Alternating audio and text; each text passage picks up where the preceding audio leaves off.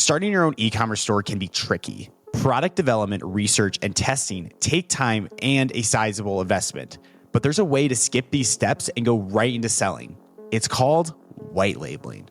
In this episode, we'll learn the nuts and bolts of white labeling a product, how to take the first steps to sell your product online, and the playbook for building a strong brand around your product line.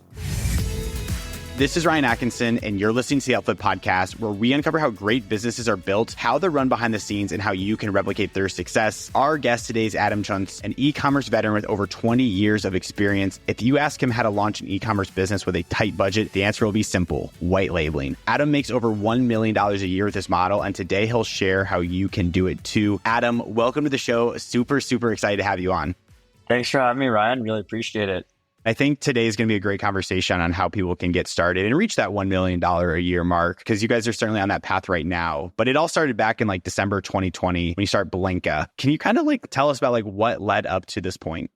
Yeah, 2020 was a really interesting time in the world, as we know. And that actually really wasn't a factor in why we kind of had this idea to start Blanka. It really came from this position of looking out there and seeing this rise in a certain type of the market around independent brands really starting to take the legs out of these big giants in the beauty industry. This is really interesting. It was right around when Kylie Jenner had started, and she started Kylie Cosmetics as a private label brand. So a lot of brands do to get things started and just see if there's product market fit. We're hold on a second. How can you approach this? And one of my co-founders and CEO, Kaylee, she had previously tried to start a brand of her own and gone through the hurdles. And we looked at this this is so prohibitive. It's so expensive. It's so risky. How do you democratize that in a larger way and do something that really can empower anyone to get started with a really low risk, especially in a space like beauty and wellness products? They're really feel good products. And they're things that people put on themselves and can help themselves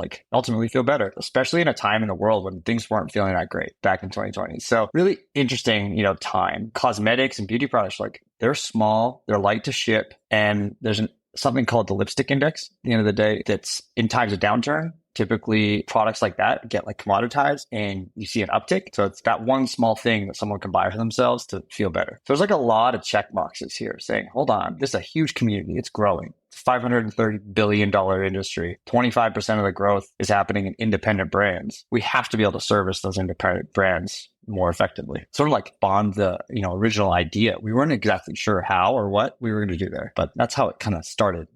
Interesting. Yeah. So I think it's really interesting that it started from identifying what Kylie Jenner is doing, just the trends you're seeing. And you make a really good point. If anyone thinks back to 2020, nobody's feeling too good about themselves. And you guys found an opportunity to say hey, maybe there is actually opportunity to help people make themselves feel better through beauty products. And not only that, we wanted something to give anyone the ability to have another income.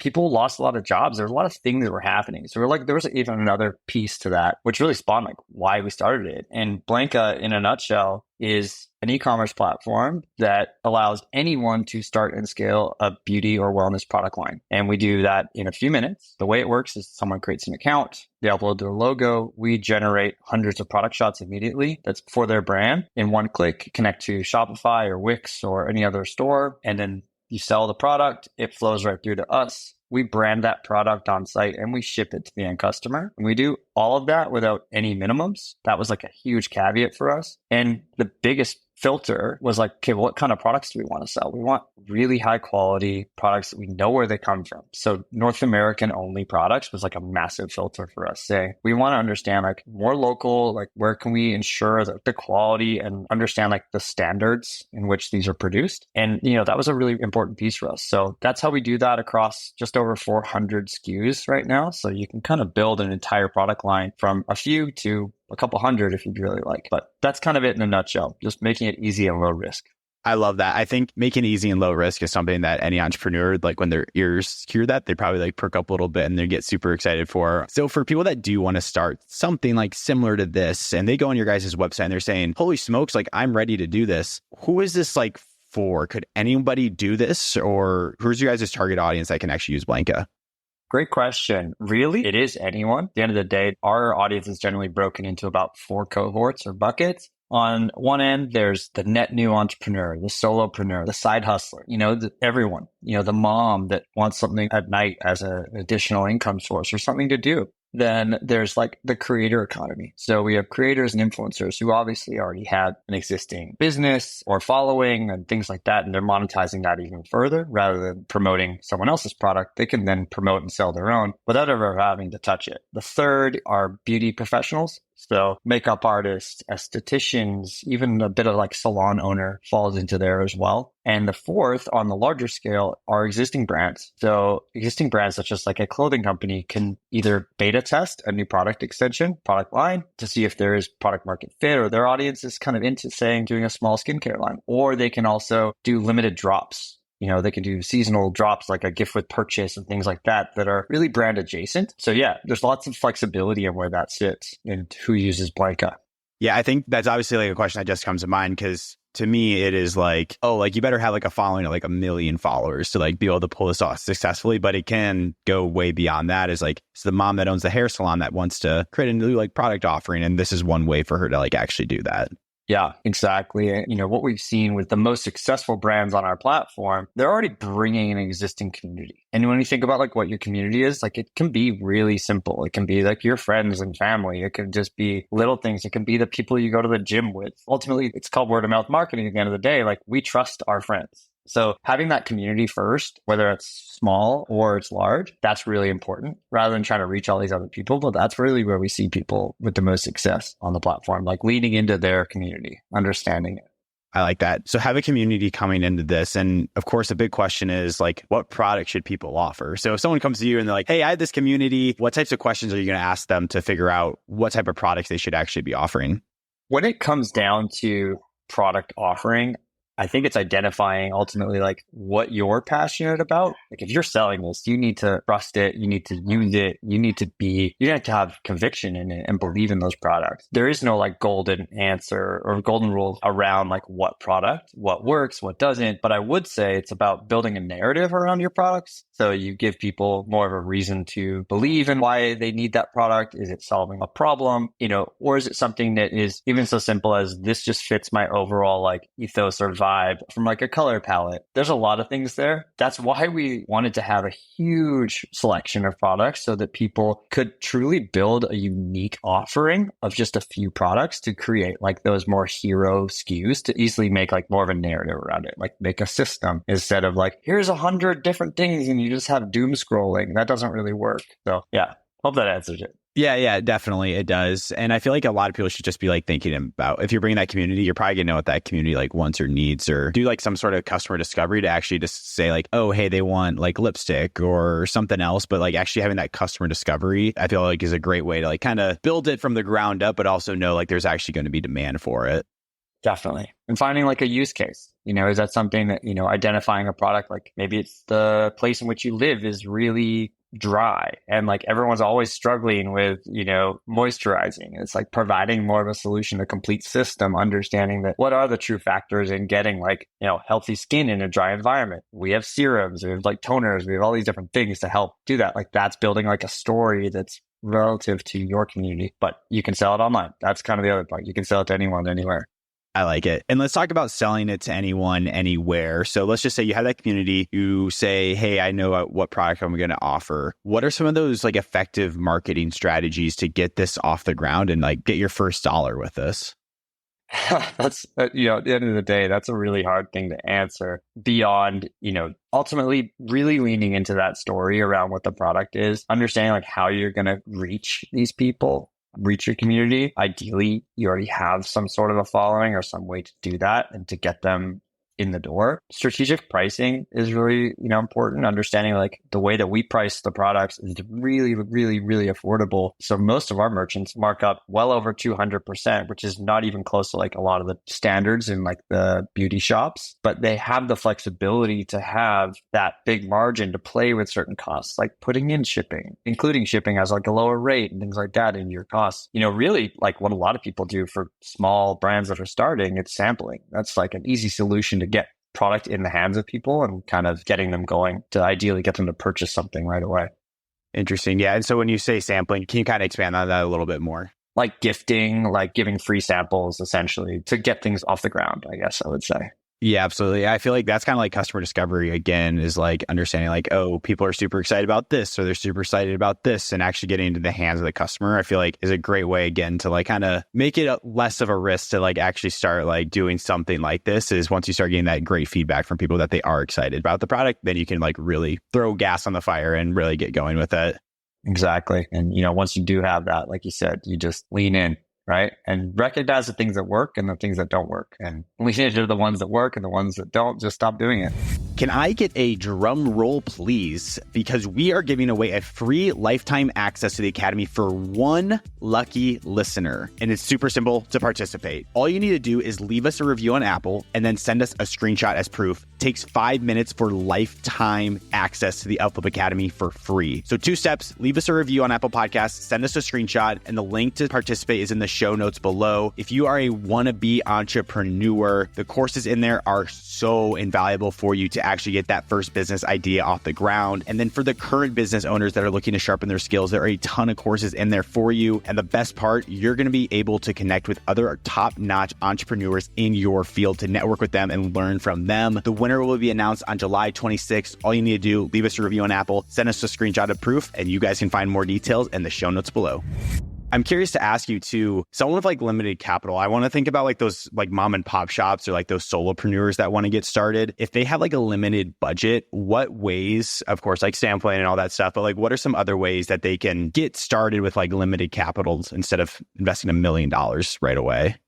Yeah, I think, the nature of us having no minimums or no additional fees, like there's a subscription fee to access Blanka each month, but it's low. It ranges from $39 to $149, depending on the scale of the plan that you want. But that's it. Like there's no additional fees monthly on orders and things like that. The cost is super low. Like when you bake that across a couple orders, you get a couple dollars towards it. I think that's a big filter for us to really make sure that it's like, it is really affordable, that anyone can do it, and you only pay for the products that you sell. So like starting there's flexibility. Ultimately, you're going to have to take a bit of a little small risk to invest in some places, whether that is in products and getting them on people or getting people to use them. I mean, these days, there's a lot of gritty ways that you could advertise that aren't paying, right? You can infiltrate Facebook groups that are looking for this sort of thing. You can find forums and blogs and things like that are in that same sort of sphere that you're selling to. Building an email list or reaching out to your existing community, like there's lots of different things depending on where those sit. Online, there's always a new way to reach people, and especially some of the technology that's happening these days, a lot more automations that can happen in that space too.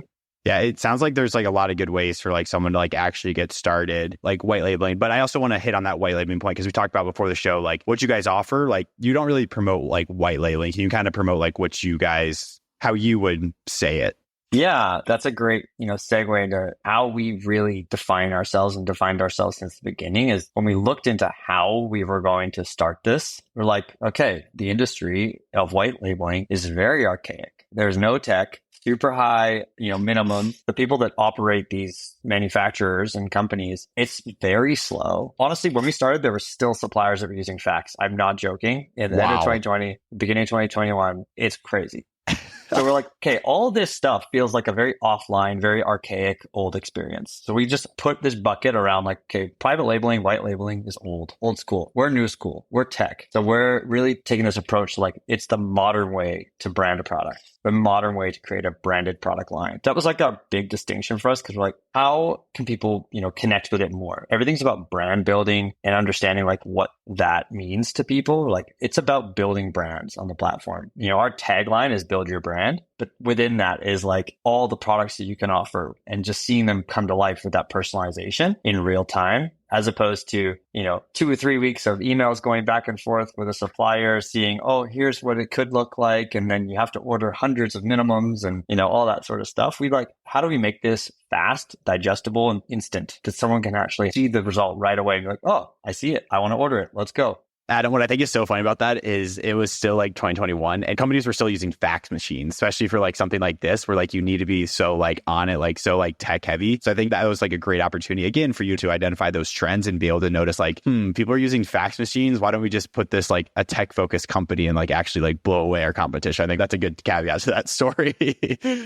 Yeah, I mean, like, hey, it was only 1 or 2, but still. It was something. And we're like, I was shocked. The major takeaway from all of it is that it's slow. We're so addicted to speed these days. We need instant all the way. You look at that, like we don't look at the manufacturers as our competition because we work with them. Like they're our suppliers. We work with just over about 20 different suppliers in North America and constantly adding more. But at the same time, the service they were providing was something that we could do better for this sort of initiative. You're going to order tens of thousands of units. Going direct to a manufacturer makes sense, but that's a huge investment. That's not like where we fit.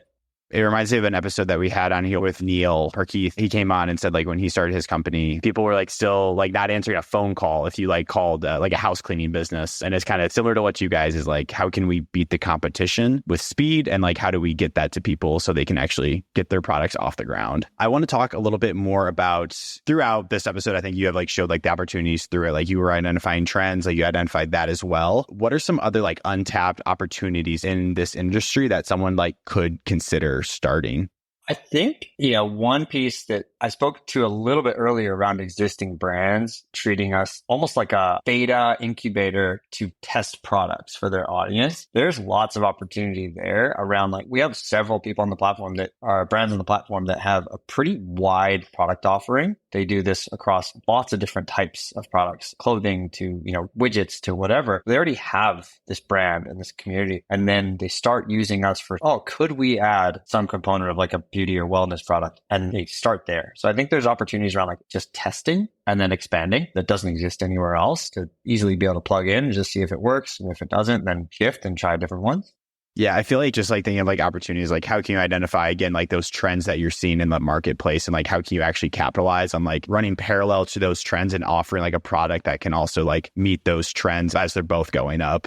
Actually, on that note, it's something that we started leaning into about a year ago. TikTok is a huge instant trend, right? But they generally like grow fast and die fast. So we started right away trying to identify it, especially in the beauty space. There's all these like makeup people that are on there that do these, real-time conversions. I forget what they're called. The name is evading me, but it's where they go from like before and after. There's lots of different looks that come out of that. So there'd be like these quick looks that pop up. Like, there was all these different face vibes that were going there. So we built these quick little collections of products right away as that was happening that fit each one of those looks. And that's how we promoted it to our brands that were like, okay, push this sort of content out and you can package these like 3-4 products to achieve this trending TikTok look. So that's something that we continually try to stay on to try and catch these trends as they're happening.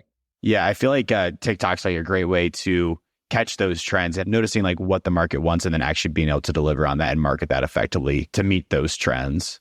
Exactly. The nature of a platform like ours is that, let's say brand A has, 5 products that they usually sell. This is really great. And then there's this great trend. They're like, oh, you know what? All I have to do is go hop into Blanka, add a couple of those products for that trend to my shop instantly, package it up, do it limited. You do it, run it for a week or something like that. And then it's gone. And you create like this incredible supply demand piece that we can provide like that spontaneity and someone be able to completely like change their product offering with just a few clicks.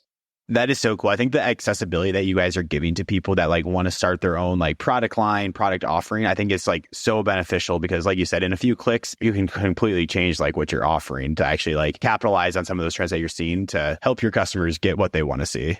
One thought that I forgot to add on around the private labeling that a lot of people don't know is that private labeling is everywhere. It's all around us. And if you hop into some of the biggest beauty retailers in the world, such as like Sephora, about 15% of the products on the Sephora floor are private labeled. So it has a bit of like a negative connotation when people say, oh, it's just private labeled. At the end of the day, it's more prevalent than you think. And they're really high quality products. And there's so many to choose from. So it's like, that's why that word feels negative. Just going back to it, it's just like remembering that it's more common than you think. I like that. I want to ask about like those products then that do like really, really well that Sephora will like double down on for like a private label. What are some of like the most popular like best-selling products that you guys see through like Blanka that someone should consider starting? Good question. It totally depends on the audience. The offering that we have cosmetics and beauty products. That's par for the course. For there, it's lipsticks and lip glosses pretty much all day long. Those are number 1 and 2. Any of the the eyeshadow or blushes and things like that are always really popular. But then there's always like these new versions of those. Like, last year it was liquid blush that was something, and now that's not so cool anymore. So there's these quick trends that flow there. But then we also have a men's line, which has everything from like shaving products to hair products and solid colognes. Solid colognes are super popular on the platform. It's a really cool way to have something niche there. But then on like the more beauty kind of bath and body side, we've got like a lot of things like soap does really well. We have a whole line of like vegan and organic soaps Interested. that people love. And then on the skincare side, it's like the serums and moisturizers and cleansers, like just building little systems. There's just so much choice, but it depends like who you're going to sell that to, what you're going to do. Interesting. So you're telling me I could go on Blanka right now and get a cologne under my name launched within like a month? Within 5 minutes, if you want. Oh man, that's exciting. I might just be starting a new cologne line. Yeah. Solid cologne is pretty cool. I started using it, probably about 6-7 years ago. And it was just like the coolest little thing you can put in your pocket. And it's like a bomb. Essentially, you just throw it on. It's so cool. So we're going to be releasing some more solid scents, but leaning into, unisex and a couple different aspects. So it's not just cologne. It'll be like more perfume. So different options there. I love that. So it's just to start on what someone can get started with. And last question before we move over to our fan blitz questions. If someone is wanting to get started, just general advice for them, this private labeling service offering, like what's like one thing that they should know that we have not covered yet? Huge question here, but just curious. I think, due to the nature of how we operate with zero minimums, and then we also handle all the shipping, so drop shipping for what you will, that allows you to really take those risks and experiment. I'd say like trying to find the ultimate fit for your audience is going to take maybe a little bit of time at the beginning. It might not. You might hit some right away. So I'd say like overall, like experiment. We give you the ability to. That's not that easy to do if you were to have to purchase this inventory yourself and like, okay, I'm convinced I'm going to order 1,000 of them and they're going to sit in my living room. We eliminate all that so you can say, okay, I'm going to try this one. I'm going to try that one and see how it works. And then I don't have to worry about anything. It all just ends up at my customer's door. So we give you the ability for anyone to really experiment. That's good stuff. Well, let's move to our fan blitz questions because we have 5 good questions here that are pretty technical. So I'm excited to hear your takes on all of these. And listeners, if you guys want to join in the conversation, you can go to www.youtube.com/UpFlip and join in on the conversation with world-class entrepreneurs. But Adam, are you ready for our last 5 questions here? I'm nervous, but let's do it. You're good. You'll crush them. I'm excited. Number 1, how do you do content creation planning? Oh, good question. Honestly, trends, trying to be on them and ahead of them as much as we can. So really trying to build, content around those trends. But when you zoom out a little bit more, having a really focused content approach in terms of these bigger buckets or clusters, that's where we lean into. So we identify these sort of like bigger topics, and within those can have different trends. That helps across the board with SEO for sure, like content marketing, that Google and search engines love these like topics as a high level so that you can look like an authority. You can be the authority and expert in the space. So in terms of like content on your website, that for sure, that we spill that over into social and things like that. So we kind of take snippets from some of that content that's within those clusters and lean into, additional pieces through social, email, and stuff like that. Awesome. I like that. Number 2, how do you find problems to solve with your products and for your customers?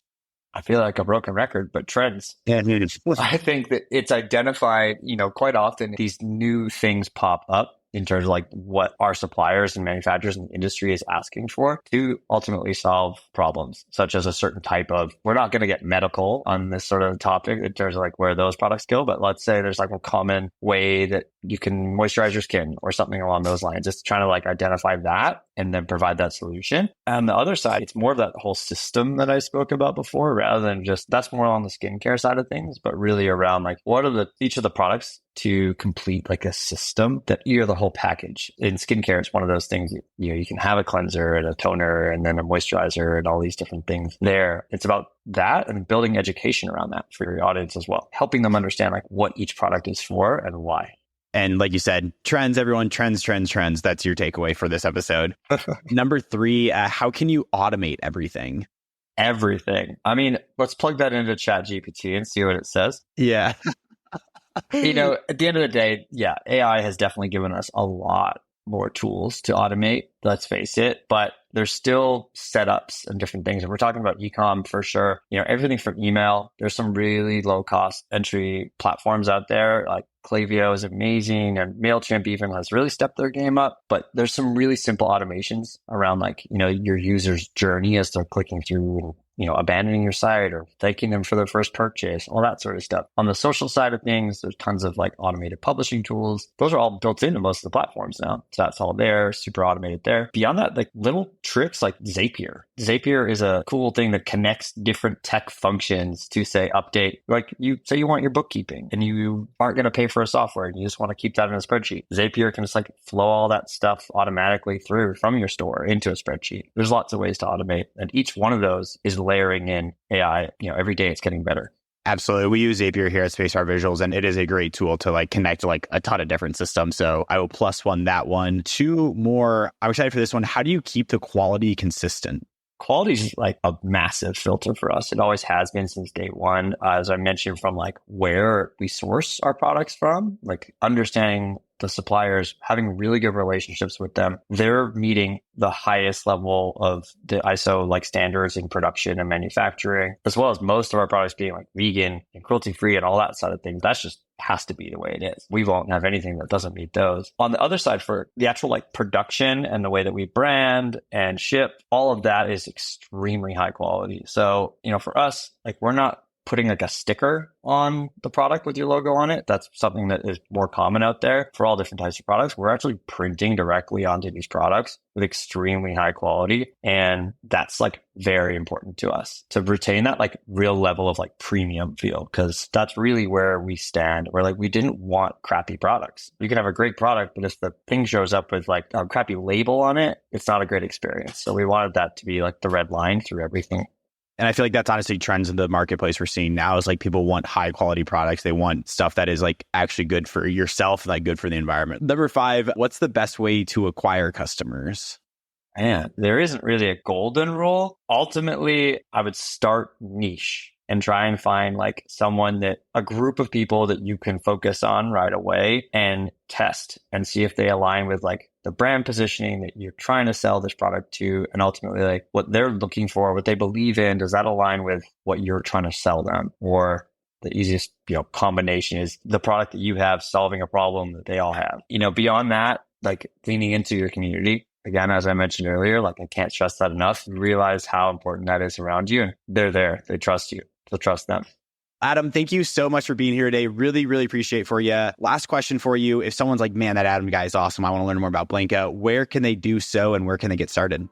For sure. Check out Blanka at blankabrand.com, BLANKABRAND.com. And when you sign up, use the code UpFlip10 in all caps, and that'll get you 10% off your first sample orders. And then for anyone who wants to hit me up directly, I'm on LinkedIn, easy to find, happy to talk, happy to always jam on ideas and help people out. Awesome. Adam, thank you so much for being here today. Thank you, Ryan. Appreciate it. Have a good one.